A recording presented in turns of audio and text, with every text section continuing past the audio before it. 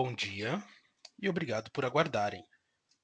Sejam bem-vindos à teleconferência do BK Brasil para a discussão dos resultados referentes ao quarto trimestre de 2021. Estão presentes hoje conosco Yuri Miranda, Gabriel Guimarães e o time de Relações com Investidores. Informamos que este evento está sendo gravado e que todos os participantes estarão apenas ouvindo a teleconferência durante a apresentação do BK Brasil. Em seguida, iniciaremos a sessão de perguntas e respostas, quando mais instruções serão fornecidas. Caso algum dos senhores necessite de alguma assistência durante a teleconferência, queiram, por favor, solicitar a ajuda de um operador digitando o *0. Este evento também está sendo transmitido simultaneamente pela internet, via webcast, podendo ser acessado no endereço www.burgerking.com.br/ri, onde se encontra disponível a respectiva apresentação. A seleção dos slides será controlada pelos senhores. O replay deste evento estará disponível logo após seu encerramento. Gostaríamos de informar que esta teleconferência está sendo simultaneamente traduzida para o inglês, a fim de atender os investidores estrangeiros da companhia. Antes de prosseguir, gostaríamos de esclarecer que eventuais declarações que possam ser feitas durante esta teleconferência, relativas às perspectivas de negócios do BK Brasil, projeções, metas operacionais e financeiras, constituem-se em crenças e premissas da administração da companhia, bem como informações atualmente disponíveis para o BK Brasil. Considerações futuras não são garantia de desempenho e envolvem riscos, incertezas e premissas, pois se referem a eventos futuros e, portanto, dependem de circunstâncias que podem ou não ocorrer. Investidores devem compreender que condições gerais, condições do setor e outros fatores operacionais podem afetar os resultados futuros do BK Brasil e podem conduzir a resultados que diferem materialmente daqueles expressos em tais considerações futuras. Gostaria agora de passar a palavra a Yuri Miranda, presidente do BK Brasil, que iniciará a apresentação. Por favor, Yuri, pode prosseguir. Muito obrigado pela introdução, operador. Bom dia a todos. Espero que vocês e seus familiares estejam todos bem. Obrigado pelo interesse em nossa companhia e pela participação nessa teleconferência de resultados do quarto trimestre de 2021 do BK Brasil. É com grande satisfação que eu gostaria de compartilhar com vocês o avanço dos nossos resultados neste último e importante trimestre para o nosso negócio.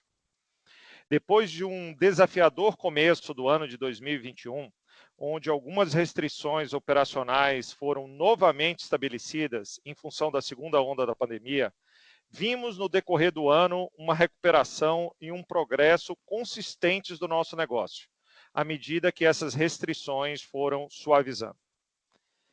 E no reporte desse trimestre, nós veremos que esta recuperação continuou e mostrou sinais importantes em vendas, em produtividade, na margem bruta e na lucratividade, ainda que não tenhamos voltado completamente aos níveis de tráfego da pré-pandemia. A dinâmica dos canais digitais, que viemos observando e construindo nos últimos anos, continuou evoluindo de forma consistente.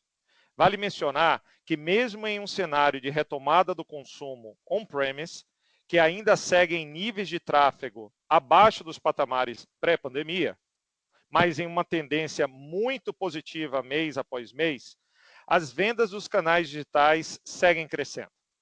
Essa sobreposição entre o retorno de vendas on-premise com a consistência das vendas off-premise nos dá um bom nível de confiança em relação à resiliência e à incrementalidade desses canais em um momento que tenhamos níveis de mobilidade urbana mais alinhados com a realidade no pós-pandemia.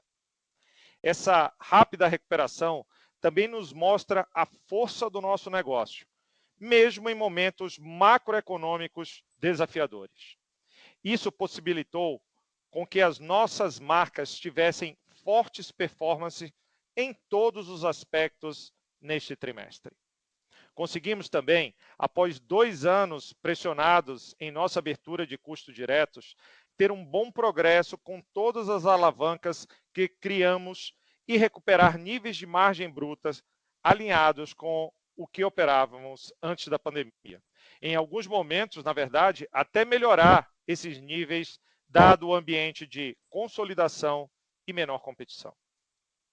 Com um bom equilíbrio na recuperação de vendas, que nos levou a um dos níveis mais altos de market share da história da nossa companhia, e uma gestão eficiente de margem bruta, vimos a força da alavancagem operacional em nosso negócio. A tecnologia, conforme eu mencionei, tem tido um papel fundamental nessa frente, pois acelera as vendas com maior frequência e ticket médio, e nos ajuda a ser mais eficientes em nossa operação. Nós acreditamos muito nessa combinação para, ao longo do tempo, conseguirmos continuar expandindo nosso negócio e buscando os melhores retornos. No fechamento desse ano, também tivemos a oportunidade de retomarmos nosso forte projeto de expansão em ambas as marcas, uma vez que o cenário se torna mais claro. Seguimos encontrando excelentes oportunidades de investimento em uma indústria em consolidação no Brasil. Enxergamos potencial de investimentos em todo o território nacional e buscamos ser mais eficientes e condizentes com a nova realidade de consumo, como uma componente de canais digitais importante. Nosso crescimento foi em 2021 e, olhando para frente, será focado em freestanding para a marca Burger King e em food courts para o Popeyes. Mas começamos a entender que formatos alternativos como Ghost Kitchen, Drive-Thru Only e até cozinhas híbridas entre as marcas podem sim ser soluções escaláveis em nossa plataforma e estratégia de desenvolvimento. Também desenvolvemos tamanhos diferentes de lojas, dimensionadas de acordo com o potencial da demanda local, o que nos permite, 1, otimizar o investimento e 2, maximizar o retorno. Não poderia deixar de também dividir com vocês minha enorme satisfação e orgulho de, depois de termos construído em cerca de 10 anos uma das marcas favoritas de fast food desse país, vemos já nesse trimestre o Popeyes como a terceira marca favorita de fast food na cidade de São Paulo. Essa conquista nos deixa otimistas para o potencial desse negócio em nosso ecossistema e está alinhado com a nossa visão sobre o potencial do mercado de Chicken QSR no Brasil. É incrível ver uma marca tão jovem, de apenas 3 anos, dos quais 2 foram passados em uma pandemia, ter uma evolução tão expressiva na maior cidade da América do Sul. No decorrer desse ano, também fizemos o lançamento dos nossos compromissos de ESG até o ano de 2030. Através dos 3 pilares que priorizamos, nossa comida, nossa pegada e nossa gente, estabelecemos 16 compromissos que mostram nosso importante papel na transformação da sociedade e na construção de um mundo cada vez melhor. Com isso, eu passo a palavra para o meu sócio e CFO, Gabriel Magalhães, para dar mais detalhes sobre a performance da empresa. Gabriel, por favor. Muito obrigado, Yuri, e bom dia a todos. Passando para o slide 3 da apresentação, gostaria de comentar sobre o desempenho da companhia durante o trimestre. No quarto trimestre de 2021, atingimos nosso recorde histórico de receita líquida, chegando à marca de R$ 913 milhões, um crescimento de 18% quando comparado ao mesmo período do ano de 2020. Encerramos o quarto trimestre de 2021 com same-store sales de 10% para Burger King e 23% para Popeyes. E mais uma vez batemos o recorde de receita dos canais digitais, chegando em R$ 298 milhões, o que correspondeu a 33% da receita da companhia no período. A recuperação de vendas, nossa disciplina no controle das despesas e o avanço da nossa estratégia de digitalização nos permitiu encerrar o trimestre com recorde histórico de EBITDA ajustado, atingindo R$ 177 milhões e uma forte geração de caixa operacional de R$ 150 milhões. Esse resultado nos levou a um lucro líquido no período de R$ 24 milhões. Seguindo para o slide 4, retomamos o nosso plano de crescimento e realizamos a abertura líquida de 18 restaurantes, sendo 12 BKs próprios, 3 BKs franqueados e 3 Popeyes. Durante o período, também tivemos 2 repasses da marca Burger King. Com isso, encerramos o quarto trimestre de 2021 com 945 restaurantes, dos quais 736 próprios das marcas Burger King e Popeyes e 209 franqueados da marca Burger King. No próximo slide, podemos ver imagens reais de novas operações abertas no trimestre. A resiliência da nossa indústria e a realidade de um mercado subpenetrado no Brasil têm contribuído para uma consolidação, e com isso, temos encontrado um forte pipeline de aberturas que tem apresentado vendas médias maiores do que as previstas em seu período de maturação. Conforme vocês podem ver nas imagens de nossas aberturas, nossa operação continuará crescendo com foco em freestandings para Burger King e food courts para Popeyes. Mas, como comentado pelo Yuri, estamos atentos para caminhos alternativos, soluções que poderão ser mais eficientes em termos de CAPEX e, com uma nova distribuição de canais, acelerar retornos. No próximo slide, como já mencionei, nossa receita operacional líquida atingiu 913 milhões no trimestre, o que representou um crescimento de 18% versus o mesmo período de 2020. Nosso same-store sales no conceito um ano atingiu crescimento de 10% para BK e 23% para PLK, enquanto em uma visão comparável de 2 anos, finalizamos o ano em território positivo para BK e com 18% para PLK. Esta melhora está relacionada à gradual retomada do fluxo nos shoppings, onde concentramos grande parte dos nossos restaurantes, e a resiliente performance dos canais digitais, que mesmo com a recuperação do consumo on-premise, continuaram em tendência de crescimento. Nossas duas marcas, mais uma vez, mostraram que em um ambiente mais próximo do normal, conseguem recuperar tráfego de forma rápida e consistente. Assim como construímos em BK, estamos muito animados com os resultados que temos enxergado para Popeyes. Conforme mencionamos, com apenas 3 anos de operação, sendo 2 deles em meio a uma pandemia, fomos eleitos a terceira marca preferida pelos consumidores no mercado de QSR em São Paulo. Indo para o próximo slide, mostramos a performance dos nossos canais digitais, representados pelo delivery, totens de autoatendimento e app. Tivemos neste trimestre nosso maior patamar, com um crescimento de 81% quando comparado ao quarto trimestre de 2020, atingindo 33% de participação nas vendas totais da companhia. Se incluirmos nossos cupons de aplicativo, nosso número chegaria a 43% neste trimestre. Em Popeyes, uma marca que já nasceu com fortes atributos de tecnologia, os canais digitais já representaram 53% das vendas totais durante o ano de 2021, o que mostra a nossa capacidade de levar o conhecimento que adquirimos em BK para o plano de construção de PLK. No slide 8, mostramos um pouco do nosso ecossistema digital. Hoje, contamos com mais de 11 milhões de usuários cadastrados em nosso CRM, dos quais 4 milhões já fizeram vendas identificadas, sendo 2 milhões apenas no quarto trimestre. Enriquecemos esta base de dados, que começamos a construir há 4 anos, diariamente, à medida que temos mais dados de conversão de clientes. Alcançamos mais de 1/4 de todas as transações da companhia identificadas, o que acreditamos ser um grande diferencial competitivo das nossas marcas, pois assim, teremos um relacionamento cada vez mais pessoal e eficiente com os nossos clientes. O Clube BK, nosso programa de fidelidade, encerrou o ano com 3,7 milhões de usuários cadastrados, um crescimento acelerado que mostra o nível de engajamento dos nossos clientes com a nossa marca. Conforme tínhamos previsto, temos percebido um comportamento muito positivo desse grupo de consumidores, que consomem nossos produtos com mais frequência e com maior ticket médio.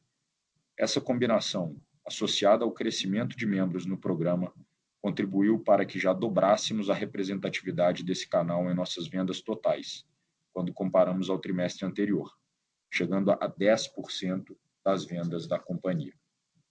Nosso aplicativo atingiu a marca de 40 milhões de downloads no quarto trimestre de 2021, com com avaliações superiores a qualquer outro player da nossa indústria no Brasil, tanto em Android quanto em iOS.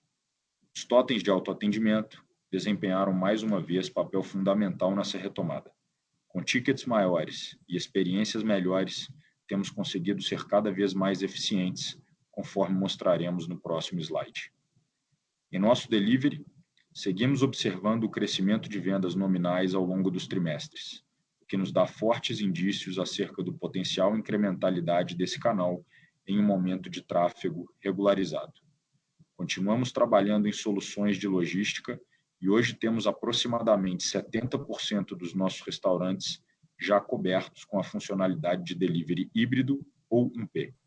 Essa iniciativa tem sido fundamental para cobrirmos novas áreas, ganharmos eficiência e acelerarmos o nosso próprio canal, o que nos dá acesso a toda essa base de usuários.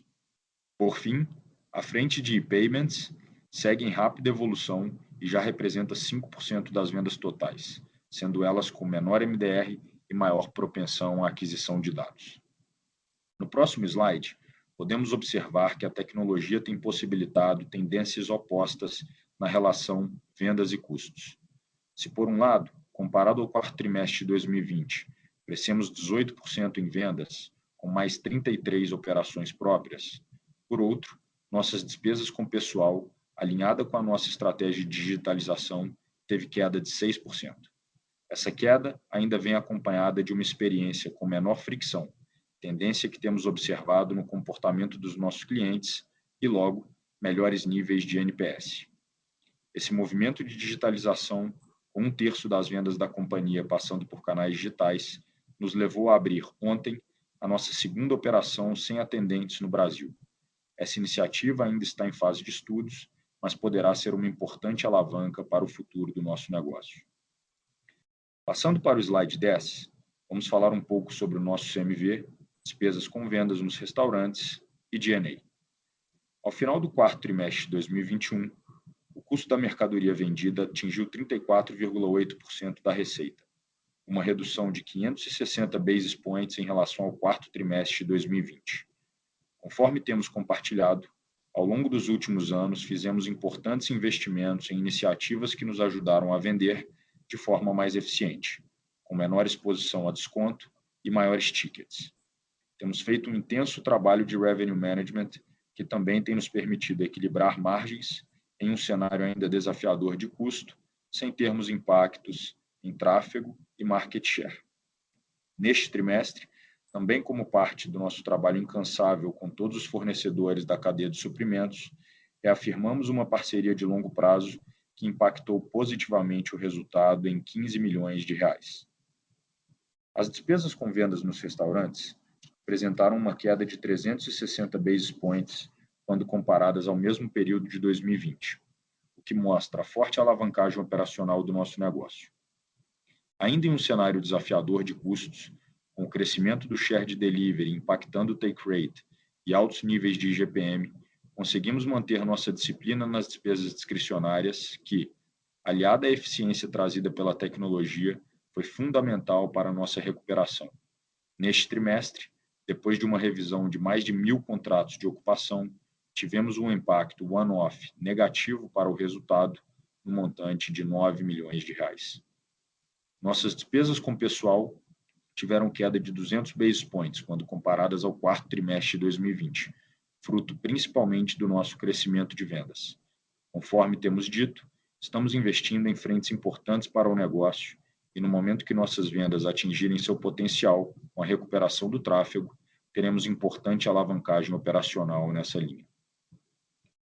No próximo slide, nosso EBITDA ajustado atingiu o recorde histórico, fechando o trimestre com 177 milhões de reais, um aumento de 105 milhões quando comparado ao quarto trimestre de 2020. Mais uma vez, podemos ver que a recuperação das vendas, aliada à nossa disciplina no controle de despesas e estratégia de digitalização, trouxe benefícios importantes ao resultado da companhia. Ao final do período, chegamos também a um lucro líquido de 24 milhões de reais, um crescimento de 121 milhões de reais quando comparado ao quarto trimestre de 2020.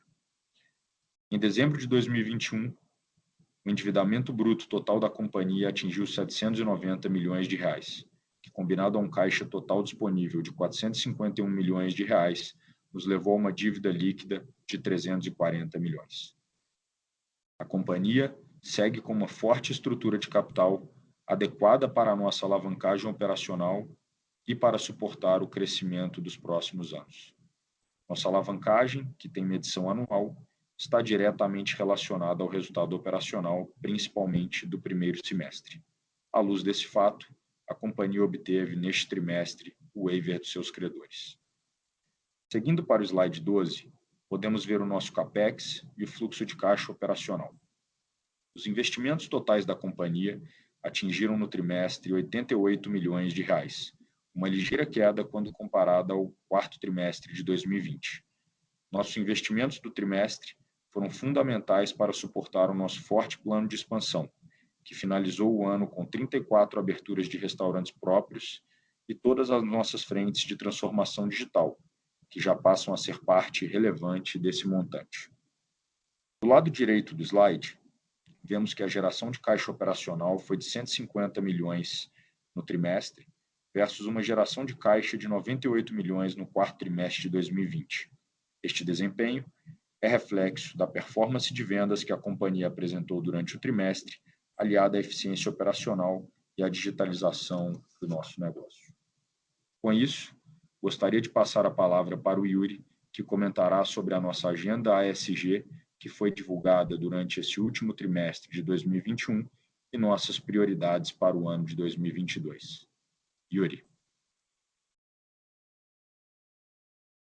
Obrigado, Gabriel. Vocês devem lembrar que em nosso último call de resultados, nós lançamos formalmente nossos compromissos de ASG até 2030. Então, por favor, vamos ao slide número 13. Foram 16 compromissos, sustentados por 3 pilares que estão diretamente ligados ao nosso negócio e à forma como podemos contribuir para a evolução da nossa sociedade. Dessa forma, eu gostaria de compartilhar com vocês que, ao final do ano passado, todos os restaurantes próprios do BK e da PLK reciclaram mais de 900 mil litros de óleo. Com isso, conseguimos garantir que o óleo usado em nossos restaurantes fosse 100% reciclado por parceiros credenciados e certificados. Outro importante passo que adotamos em 2021 foi o nosso compromisso de reduzir 30% a emissão de gases do efeito estufa até 2030. Ao longo do ano passado, iniciamos a operação de 5 usinas de geração distribuída, que juntas possuem a capacidade de reduzir mais de 1.000 toneladas de CO2 por ano. Lembrando que a redução de 1.000 toneladas de CO2 equivale à plantação de 6.000 árvores por ano. Por fim, ainda em 2021, conquistamos o selo WOB, com a importante representatividade feminina que temos no mais alto nível de governança da companhia. Também fomos qualificados como uma empresa que tem equidade salarial entre gêneros e isso nos possibilitou, inclusive, fazermos uma campanha a respeito desse tema, conforme vocês podem ver nos slides seguintes. Ainda dentro dos nossos compromissos de ASG e focados na qualidade dos nossos produtos, na última semana lançamos nossa campanha Comida de Verdade, através da qual reforçamos nosso pioneirismo no Brasil em buscarmos comidas livres de conservantes e corantes artificiais. Em nossa apresentação, no slide 14, vocês podem encontrar o link para essas duas campanhas. A entrega desses compromissos reforça nosso comprometimento com as melhores práticas de governança e sustentabilidade, contribuindo para uma sociedade mais igualitária e um mundo mais sustentável. E antes de passar para a sessão de perguntas e respostas, eu gostaria de dividir com vocês nossas prioridades para 2022. Por favor, indo para o slide 15 da nossa apresentação. A transformação digital continuará sendo uma prioridade grande para a nossa companhia. Trabalhando de forma ágil, com squads e dados, acreditamos muito na nossa capacidade de aprimorar a forma como interagimos com nossos clientes e a forma que trabalhamos como organização. Em 2022, à medida que temos um cenário bem mais claro em relação ao controle da pandemia, nós voltaremos a executar nosso plano de expansão para ambas as marcas, cobrindo novas geografias e aumentando nossa penetração em outras ocasiões de consumo, aumentando inclusive a conveniência para nossos clientes. E com a retomada gradual do tráfego e a resiliência dos canais digitais, esperamos uma significativa retomada de vendas e consequente alavancagem operacional nas linhas de custo. Com isso, eu gostaria de passar para a nossa sessão de perguntas e respostas. Operador, por favor.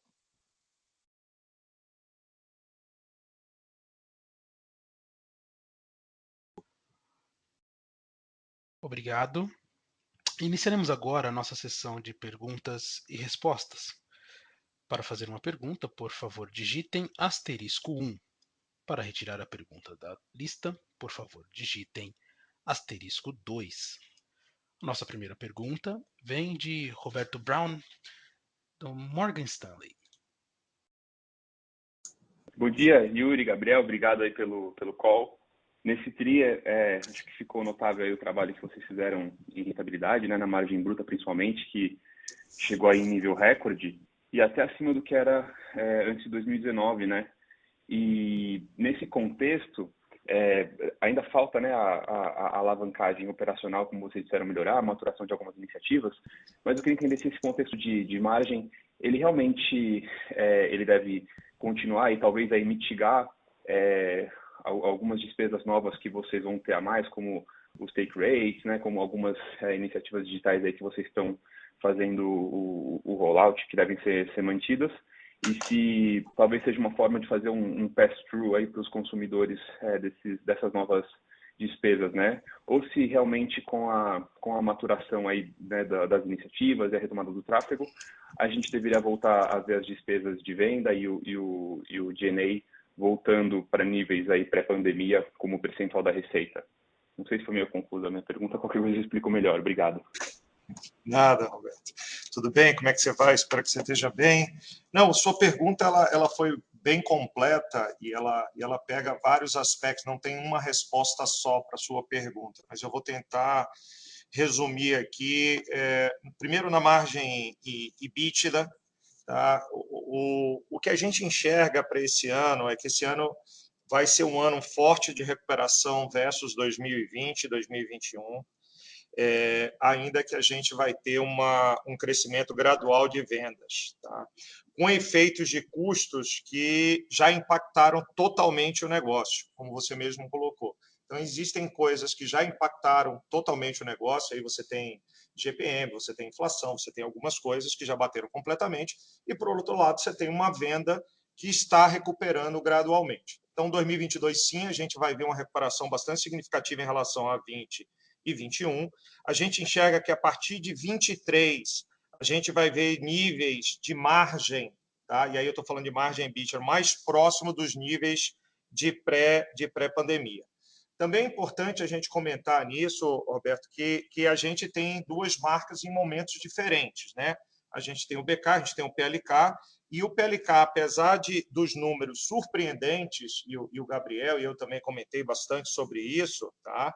É uma marca muito nova ainda, que está em momento de consolidação e ela acaba, né, impactando o negócio entre 50 e 100 bips hoje no margem da companhia.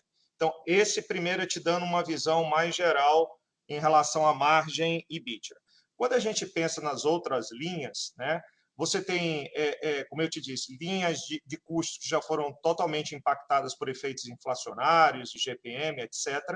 Mas a venda com o retorno, como você mencionou, né, a gente não voltou a níveis de tráfego ainda que a gente tinha no pré-pandemia, mas eu acho que os resultados do quarto trimestre mostram a capacidade da nossa empresa em alavancar a partir do momento que você tem um retorno gradual das vendas, né? Eu acho que isso vai ajudar, sim, a mitigar o impacto, né, dessas despesas e diluir custos fixos. Por outro lado, como você também comentou, a tecnologia, isso a gente já vem falando há alguns trimestres, a tecnologia tem nos ajudado não só na parte dos restaurantes, e aí aquela informação que o Gabriel mostrou, deixa eu ver aqui no slide 9 da nossa apresentação, onde ele chamou a atenção para menos fricção, mais eficiência, melhor NPS, que ele mostra, né, as direções opostas entre crescimento de venda para a gente e produtividade, né? Então, a produtividade nossa tem aumentado bastante e o custo de leilão caído em percentual da receita, apesar do crescimento de venda, é uma administração muito eficiente do time, né? Aliado a tudo que a gente tem colocado em tecnologia. E vocês vão ver isso cada vez mais alavancando. Tem efeitos diretos, por exemplo, Clube BK. Clube BK, o Gabriel também comentou, já representa 10% das nossas vendas. E quando você pensa em spend, né, que é a combinação do ticket médio dessa transação, né, com a frequência dessa transação, ele é alguma coisa perto de duplo dígito, o que ele deixa em reais versus uma transação fora do clube. É outro exemplo de coisas que a gente está aumentando, e já representa 10% das nossas vendas, para também buscar formas alternativas, como você falou, impactos de take rate, de ganhar no tempo mais margem. Então, a gente está bastante confidente que nesses 2 anos, sim, existiram novos elementos no nosso negócio. Eu acho que o mercado de fast food ele se transformou nos últimos 2 anos e iniciativas novas foram necessárias para compensar fatores e variáveis que fazem parte definitivamente do negócio. Delivery, 15% das vendas. Faz parte do negócio. Não é o que era durante a pandemia, que chegou a mais de 50%, mas a gente vivia dizendo que a gente enxergava alguma coisa entre 15% e 20%. Né? Mas tecnologia, outros fatores, escala, consolidação do mercado, vai fazer a diferença das empresas que vão conseguir compensar e encontrar outros fatores que vão amadurecendo e no futuro, eu não tenho dúvida alguma, que a gente volta para margens acima dos níveis pré-pandemia. Desculpe pela resposta Perfeito. longa, mas a pergunta também tinha vários lados. Não, a pergunta foi longa também, Yuri. Obrigado aí pela resposta completa. Permite mais uma bem rapidinha, só queria saber se vocês pretendem passar algum guidance mais formal de aberturas aí de expansão, já que vocês estão vendo aí o ambiente melhorar, estão falando aí do forte ritmo de expansão, que a gente deve ter alguma coisa mais tangível. Entendi. Bom, historicamente a gente não dá guidance, tá? Mas o que eu posso dizer para você é o seguinte: em 2021 a gente abriu 40 restaurantes, tá?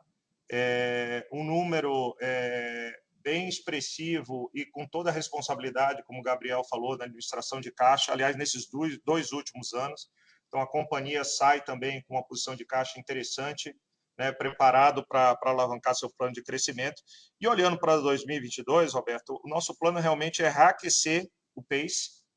O Gabriel também mencionou que a gente tem visto, Popeyes, né, a preferência na cidade de São Paulo é impressionante, as aberturas que a gente fez no Rio de Janeiro também, e vocês vão começar a ver a gente entrando no mercado de frango em outros estados esse ano.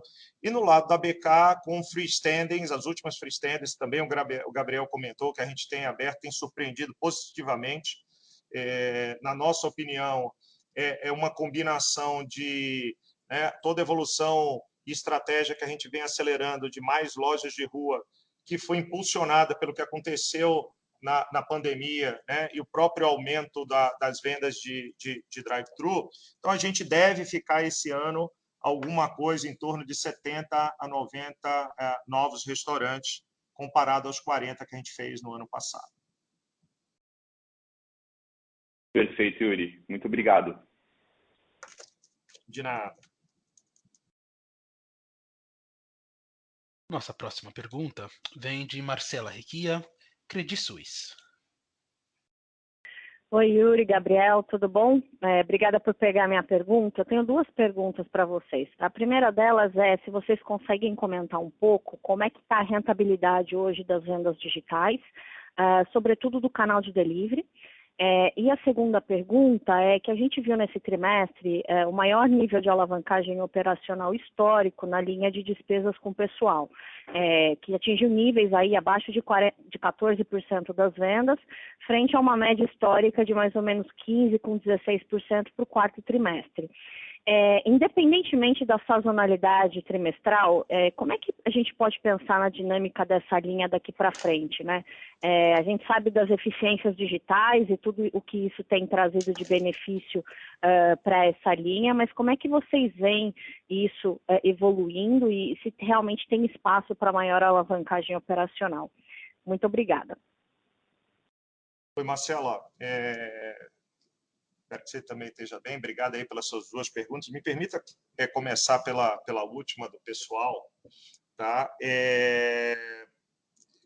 Seu ponto foi muito bom, porque você faz a comparação dos 14, não, né, com médias históricas anuais, mas sim, você já pega no ponto da sazonalidade. Lógico que o último trimestre do ano tem uma venda maior, que leva a gente, naturalmente, a ter uma sazonalidade ou uma despesa de labor, de pessoal, percentualmente as receitas menor do que os outros trimestres. Tá? Mas é o ponto que você disse, mesmo comparando com outros trimestres iguais, quarto trimestre, a gente ainda fica aí alguma coisa em torno de 100 a 150 basis points melhor do que trimestres, mesmos trimestres em anos anteriores. Sim, a tecnologia tem nos ajudado bastante nesse papel, bastante. Tá? E aí, quando eu falo tecnologia, eu não estou falando tecnologia somente em front-end, né, só customer-facing. Quando a gente fala, por exemplo, com totens, como a gente fala com BK Express, que você consegue fazer os pedidos antecipadamente, você vai só para a cozinha, mas a gente também está evoluindo, e eu diria aí, Marcela, que é um campo ainda, um white space aí bastante interessante, né, do balcão para dentro. Né? O que a gente está caminhando de projeto, tanto na parte de entrega de produto, como na parte de cozinha, são duas áreas que, para o futuro, nós vamos começar a falar mais sobre elas e eu vejo uma oportunidade aí. Com relação à pressão, tá? Porque eu também não posso dizer que tudo é eficiência, com relação à pressão, o que a gente enxerga nesse ano é que a gente vem de 2 anos onde, pela própria situação do país, a gente teve acordos de dissídios de sindicato em níveis menores. Tá? Isso foi uma realidade, até se proteção de emprego, por tudo que aconteceu com a pandemia. E a gente já olha o ano de 2022, principalmente num ano onde a gente tem eleição, alguns movimentos, onde pode haver, sim, uma pressão de acordos sindicais que possa mitigar alguns desses impactos. Tá? Então, nós vamos continuar crescendo na parte de tecnologia, com mais instalação de totem, avançando em projetos na parte de entrega do balcão, como eu disse, para dentro e na cozinha. E, por outro lado, nós vamos ter que gerenciar, na minha visão, uma questão de acordos sindicais, e a gente tem visto bastante na televisão aí esse ponto para o ano de 2022. Com relação a delivery, tá, e a rentabilidade das vendas digitais, você mencionou especificamente delivery, eu cheguei a comentar, por exemplo, da lucratividade que a gente já vê no Clube BK. Né? Quando você pensa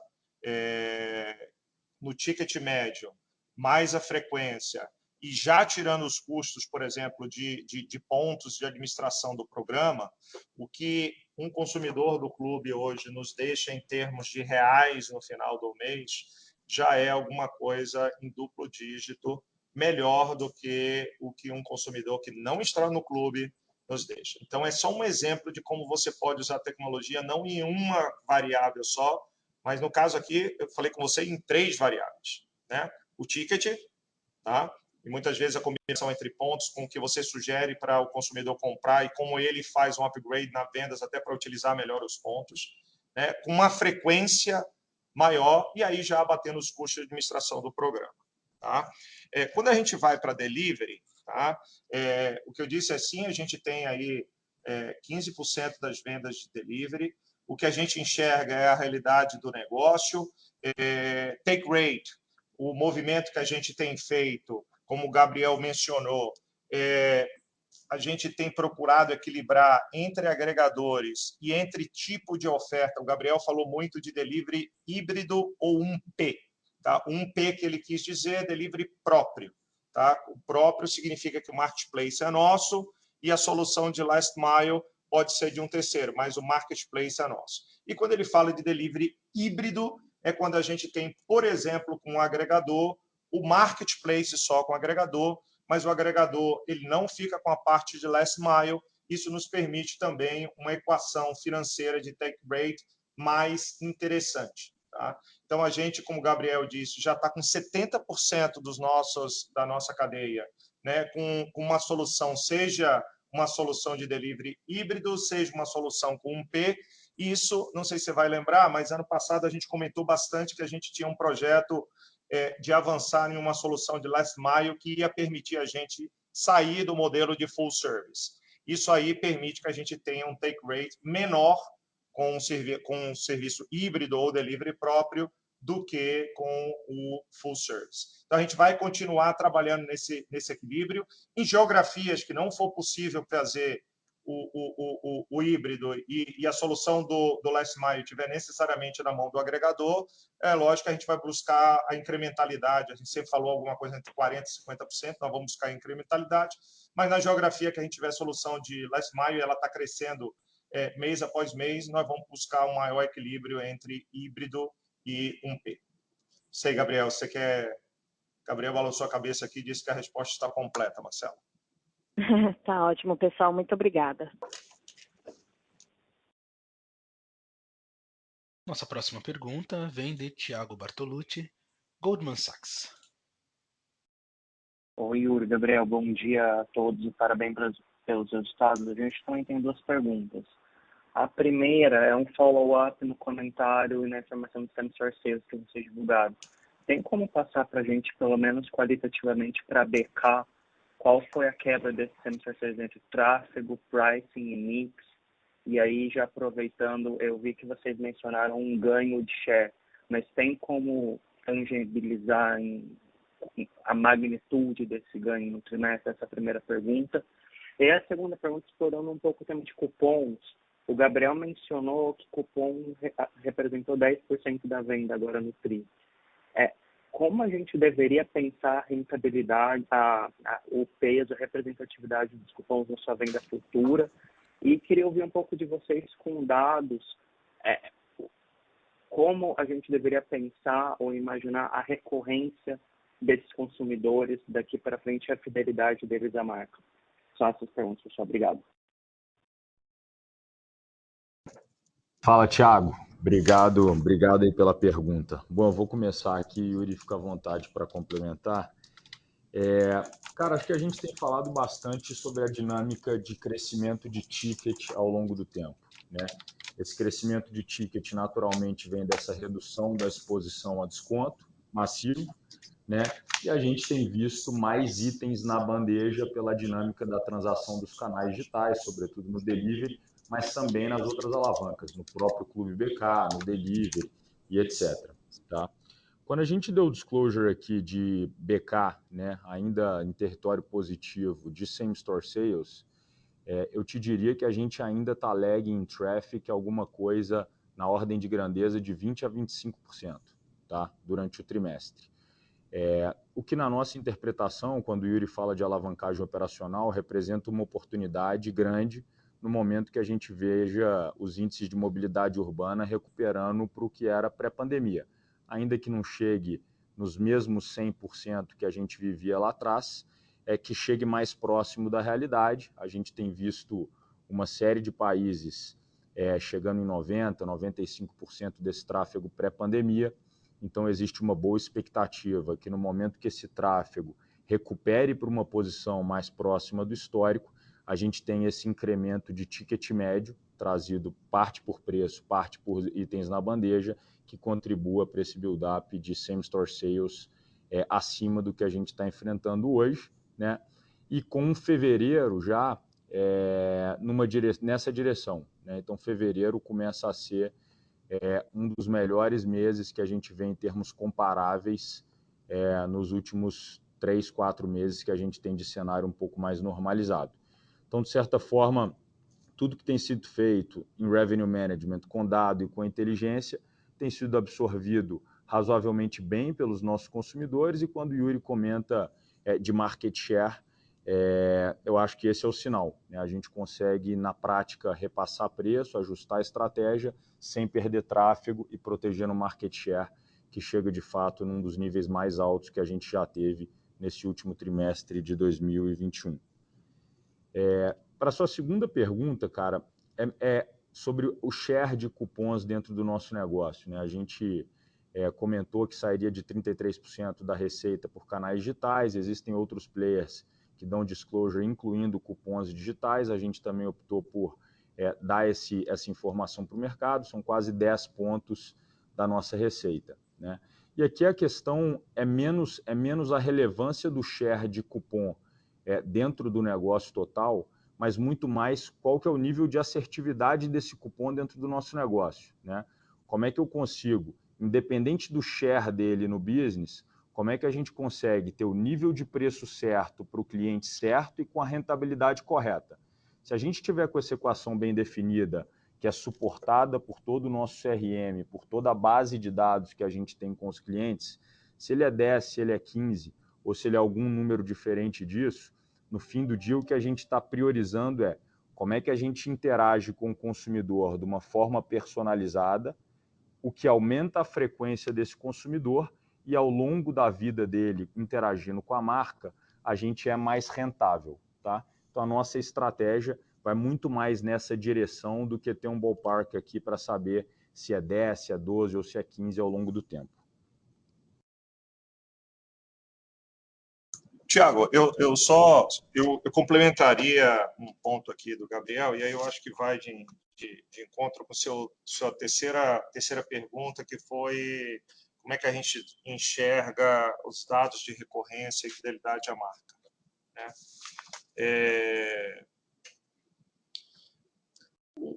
Para a gente, o que aconteceu e continua acontecendo e vai se acelerar agora é uma questão de consolidação do mercado de QSR. Várias análises no começo da pandemia mostravam essa direção, não só no Brasil, mas em vários lugares. Tá? Eu acho que isso ocorreu. Na rua, basta a gente ver quantos negócios menores não conseguiram atravessar esse ciclo.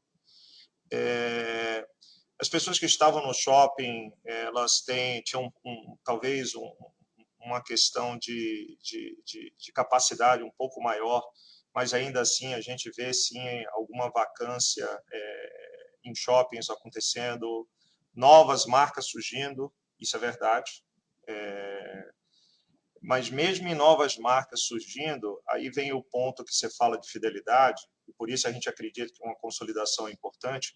No momento desse de retomada, tá? Quando você vai, por exemplo, em uma praça de alimentação, e você ou em um drive-thru na rua, e você se depara com uma marca, tá, que tem preferência, uma marca que é conhecida, uma marca que tem se posicionado e falado uma língua que o consumidor, bastante conectada com o consumidor, que tem uma proposta de valor interessante, que está atendendo a parte de tecnologia, que está reduzindo a fricção, que tem uma imagem moderna, a qualidade dos produtos. Veja que a gente não está só investindo em novos restaurantes ou em produtividade. Campanha recente que a gente fez da comida de verdade, fomos um dos pioneiros em retirar corantes da grande maioria do nosso menu. Ou seja, nós estamos construindo um negócio que, num ambiente como esse, nós acreditamos bastante na fidelidade do consumidor. Tanto isso é verdade que, se você pegar um programa de fidelidade, e eu fico te perguntando, quantas empresas conseguem, em 6 meses, criar um programa de fidelidade do zero, nenhuma outra na categoria tem, tá?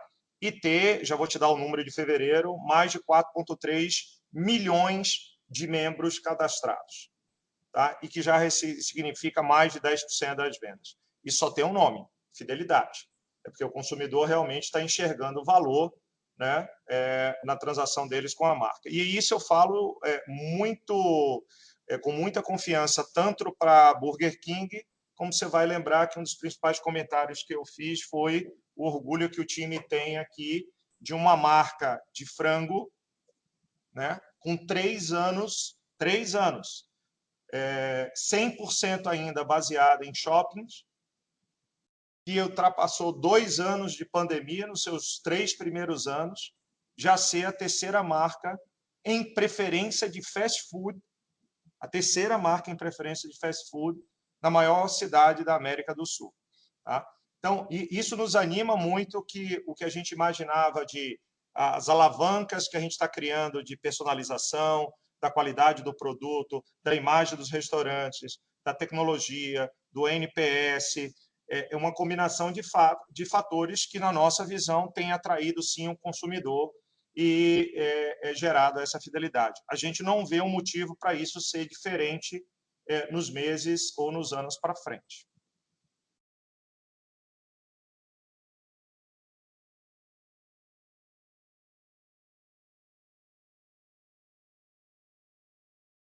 Tiago? Oi, pessoal, desculpa. Está super claro. Obrigado, Yuri e Gabriel, pelas respostas. Obrigado a você. Nossa próxima pergunta vem de Vinícius Preto, Bank of America. Bom dia, Yuri e Gabriel. Parabéns pelo resultado. Do nosso lado, a gente queria fazer 3 perguntas. A primeira é sobre a operação sem atendente. A gente sabe que é bastante recente, mas se vocês puderem comentar sobre os aprendizados iniciais desse modelo e como estão pensando em aplicar esse formato para lojas atuais ou novas lojas. A segunda é sobre todas as melhorias que vocês vêm implementando em interface com o usuário, app, totem, programa de fidelidade. O que a gente pode esperar dessas frentes para 2022? E, por último, sobre expansão, se vocês puderem comentar sobre o quão confortáveis estão com as metas de abertura de loja do contrato de MFDA para os próximos anos e se teve algum tipo de flexibilização em função da pandemia. Obrigado. Beleza. Vinícius, obrigado pela pergunta aí. Manda um abraço também para o Bob. Operação sem atendente. É a segunda loja. A primeira que a gente testou foi em um food court. Tá? A segunda, ontem, a gente abriu uma brand new freestanding. Porra, muito orgulho do time ter feito em tão pouco tempo um projeto de adaptação. Imagina, a loja ontem já inaugurou uma freestanding sem somente digital no front-end do consumidor. Então, é realmente fresh. Abriu ontem, tá? Uma bela loja aqui em São Paulo. A gente, da experiência do primeiro caso que a gente fez em food court, eu posso te dizer, Vinícius, que o UX, né, User Experience, principalmente do Totem, é fundamental. Tanto é que a primeira loja que a gente fez tem alguma coisa em torno de 2 meses e meio. A gente já está numa segunda versão de UX, inclusive ampliando a área, equilibrando mais a área de pedidos com a área de entrega. Tá? E esse aprendizado de 2 meses já foi incorporado nessa freestanding que a gente abriu. Tá? É interessante ver que o NPS de atendimento, isso a gente tem medido bastante nessa loja, ela é mais alta, tá, do que um NPS numa loja tradicional. Isso se explica muito pelo UX da experiência de pedido. Por isso que a gente tem investido bastante nisso, o fluxo de tela, e a gente já está fazendo uma série de melhorias, já pulando para a sua segunda pergunta do que a gente pode esperar de digital para 2022. Eu diria a vocês que talvez hoje a gente já seja, em termos de iniciativas digitais, uma companhia no mercado brasileiro que faz muita coisa diferente de outras, mas eu diria para você que a gente, na nossa visão, está apenas começando, we are just getting started. Tem muito projeto em andamento e no digital o avanço ele não é linear, o avanço é exponencial. Tá? O Clube BK é um exemplo para a gente, de 0 a 4,7 milhões em 6, 7 meses. Isso é um avanço exponencial. Então, o que vocês vão ver mais são várias outras iniciativas, e como eu falei, não só do front-end, mas também do back-office. Vocês vão ver iniciativas na parte de despacho de produto, vocês vão ver iniciativas para dentro da cozinha, e o que a gente vai avançar bastante também esse ano é na parte de personalização. Nós criamos, o Gabriel mencionou, um data lake com um CRM bastante grande. Começamos no final de 2020, fizemos rollout para todos os restaurantes no final de 20, Em 21 foi um ano de coleta e de teste de alguns pushes, de entendimento, de profile, que nos ajudou no revenue management. Mas temos 25% das nossas vendas já identificadas, mas essa é uma área que a gente ainda tem muito para fazer comparado com os outros benchmarks fora do país. Então, personalização e novas iniciativas é o que vocês vão ver na área de tech. E, por último, com relação ao MFDA, o que eu posso dizer para vocês é que 2 anos de pandemia, 12 anos desenvolvendo com o nosso franqueador, cumprindo o contrato todos os anos nos últimos 12 anos, inclusive esses 2 de pandemia, um relacionamento win-win dos dois lados. Gostamos muito de trabalhar com as duas marcas da RBI. Sim, temos um entendimento com o que aconteceu com a pandemia em um reset de target de abertura para frente, que está bem confortável com nossa capacidade de investimento, com o potencial que a gente enxerga no país, e tudo isso está renegociado e firme, não tem nada pendente com eles. Então, eu diria a você que essa parte também está bastante bem endereçada. Excelente, muito obrigado. Nada, Vinícius. Obrigado a você. Bom, gente, com isso nós encerramos a nossa sessão de perguntas e respostas. E, mais uma vez, eu gostaria de agradecer a vocês nesses quase 60 minutos de dedicação de vocês e interesse nos resultados da companhia. Depois de 2 anos e a gente conversando sobre como a gente estava se preparando para sair mais fortes e melhores numa consolidação no mercado de fast food, eu acredito que o 3º trimestre e o 4º trimestre mostram essa direção. E estamos trabalhando bastante para que o ano de 2022 reflita ainda mais essa consolidação do mercado. Que todos tenham um bom dia, um bom carnaval também que a gente tem pela frente. Um abraço a todos. A teleconferência do BK Brasil está encerrada. Agradecemos a participação de todos, tenham uma boa tarde e obrigado por usarem Chorus Call.